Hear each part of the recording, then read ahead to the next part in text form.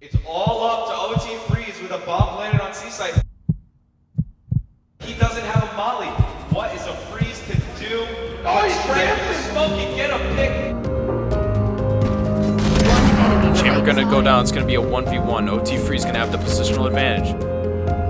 OT Freeze is gonna get the upper hand as he gets the 1v2 clutch. And this man has been going absolutely crazy. This is his third 1v2 of this series.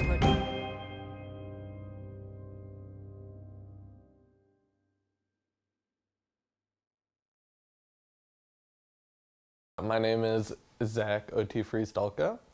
I'm a senior at Buffalo State College. I play on the SUNY League and ECAC Valorant teams. I have played anywhere from the obvious Valorant to Overwatch to Halo, Splitgate. Most of them are kind of first-person games. Splitgate in spring 2021 is the only title that I have won as a player. 2, 1, and it's Buff State taking their second championship! Like, it's a lot different from Valorant, which is what I play mostly. Some of my first memories were, you know, playing Need for Speed on my GameCube with my dad. Nowadays, I pretty much only play FPS games, first-person shooters.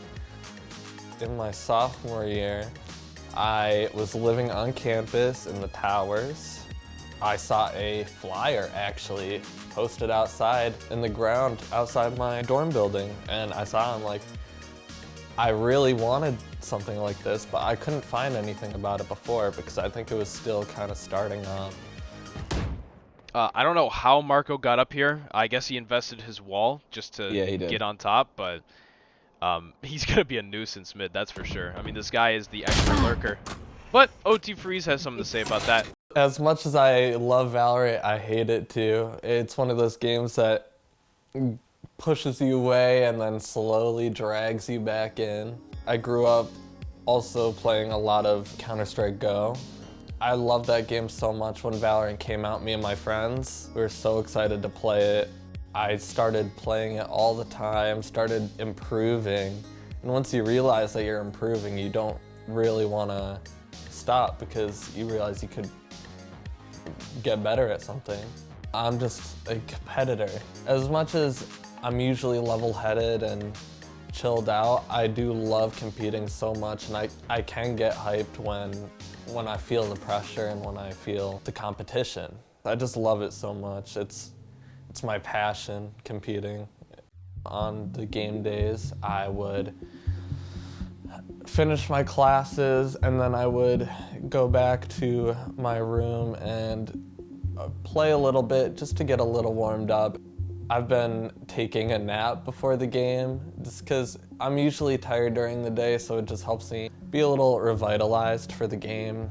It can be very difficult to manage all your time because it takes a good chunk of your night, and for 3 different nights in a week, it can be a little overwhelming. Finding a time for it is kind of necessary for me. I need something to help me release my stress that I'm gaining from school and work and social life. Can you explain tilting to me? Yeah, so tilting is usually when a player gets so angry or so mad that they play worse, they play the game worse. For me specifically, I don't usually tilt that much, but sometimes when you play against someone that is clearly better than you and there's nothing you can do, that's what really tilts me.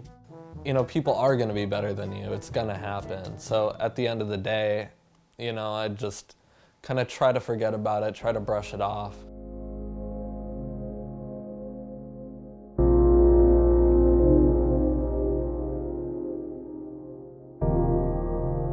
Ever since I've been young, I have always turned to video games as a release from any stress, anxiety, depression, anything that's kind of cropped up in my life.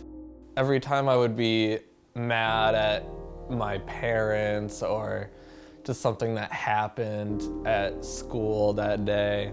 I would always go home and just play video games and just kind of release my anger into the game instead of into other people or punching a hole in my wall or something like that. Being able to help bring people together outside of the matches and helping people socialize with each other in the club. Gamers are usually pretty introverted, so helping people come out of their shell to their peers is definitely a good accomplishment.